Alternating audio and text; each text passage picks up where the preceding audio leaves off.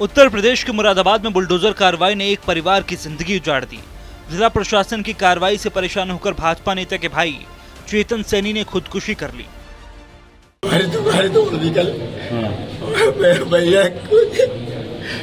भैया आज कल हमारी दुकानें तोड़ दी इन्होंने सब। हमने हाथ पैर जोड़े, हमने 5 मिनट लग जाए, पैकेट तोड़ रहे, सब तोड़ गए। नहीं सुनी तो दुकान तोड़ दिया भाई सभी, सारा लाखों रुपए का नुकसान कर दिया। हम हाथ पैर जोड़ ले, नहीं जोड़े भाई साहब। मेरे भैया ने रात, मैंने भैया को हमने बहुत समझा।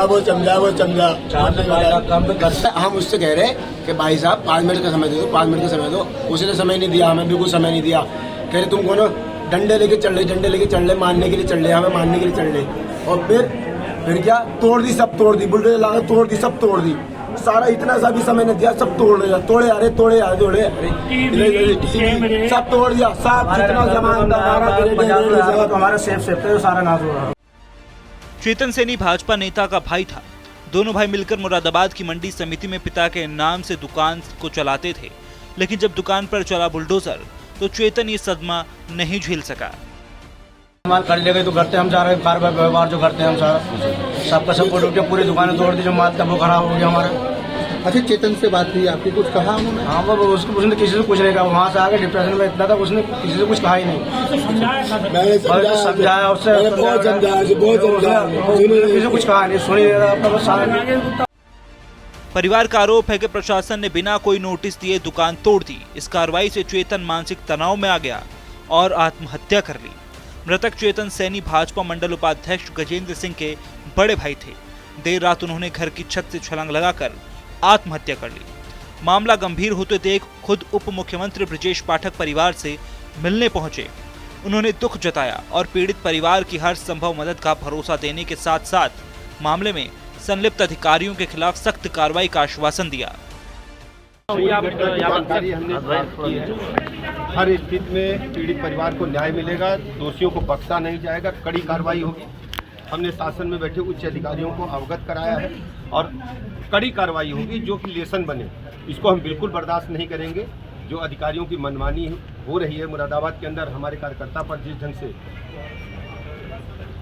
गलत कार्य हुआ है, इसको हम बिल्कुल बर्दाश्त नहीं करेंगे, कड़ी कार्रवाई करेंगे। ये दुकान पीड़ित के पिता के नाम पर थी और लगभग 20 साल से संचालित हो रही थी। बताया जा रहा है कि सोमवार को मंडी समिति के सचिव संजीव कुमार के साथ मारपीट के बाद मंगलवार को अतिक्रमण के खिलाफ सख्त कार्रवाई की गई, जिसमें चेतन सैनी की दुकान भी ध्वस्त कर दी गई।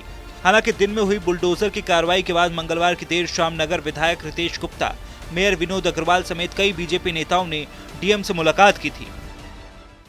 मंडी समिति के प्रकरण के संबंध में जो आज कार्रवाई हुई थी, उसके परिप्रेक्ष्य में माननीय महापौर जी, माननीय नगर विधायक जी और अपने क्षेत्रीय महामंत्री श्रीमान हरिओम शर्मा जी के नेतृत्व में और हमारे दोनों जिले अध्यक्ष के नेतृत्व में हम सब लोगों ने जिलाधिकारी, अपर जिलाधिकारी और एसपी सिटी साहब के माध्यम से हम लोगों ने वार्ता करके इस निष्कर्ष पर पहुंचे हैं कि हमारी वार्ता सौहार्दपूर्ण वातावरण पर हुई है। सामान्य रूप से मंडी समिति चलेगी और बहुत जल्द ही दुकानों का निर्माण कराकर जिसका प्रस्ताव शासन को गया है, शीघ्र ही वो प्रस्ताव पारित हो जाएगा। मंडी में कुछ दुकानें हैं कि काफी पुरानी बनी हुई है, उनके जीर्णोद्धार का प्रस्ताव गया हुआ है और साथ ही कुछ नए चबूतरे और नई दुकानें बनाने का भी प्रस्ताव गया हुआ है, जो कि बिल्कुल शीघ्र ही उसमें स्वीकृति हमें अपेक्षित है और जल्दी उस पर काम शुरू कराया जाएगा। इसके पूर्व भी जो मंडी में कुछ जो अवैध निर्माण अथवा अवैध अतिक्रमण हुए थे, उनको हटाने की कार्रवाई की गई थी। उसके उपरांत कुछ लोगों ने पुनः उसको आगे बढ़ा लिया था, बना लिया था।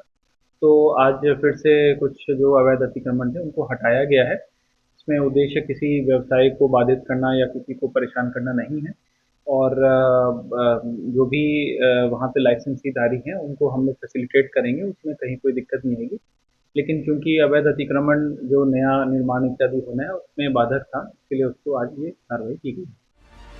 चेतन की मौत के बाद इलाके में गुस्से का माहौल है। सवाल ये उठ रहे हैं कि क्या प्रशासन की कार्रवाई मानवीय आधार पर नहीं की जा सकती थी? प्रशासन की ये कार्रवाई सवालों के घेरे में है। सवाल उठता है कि क्या बिना बुलडोजर एक्शन से पहले पीड़ितों को नोटिस दिया गया था। अब देखना होगा कि जांच में क्या सामने आता है।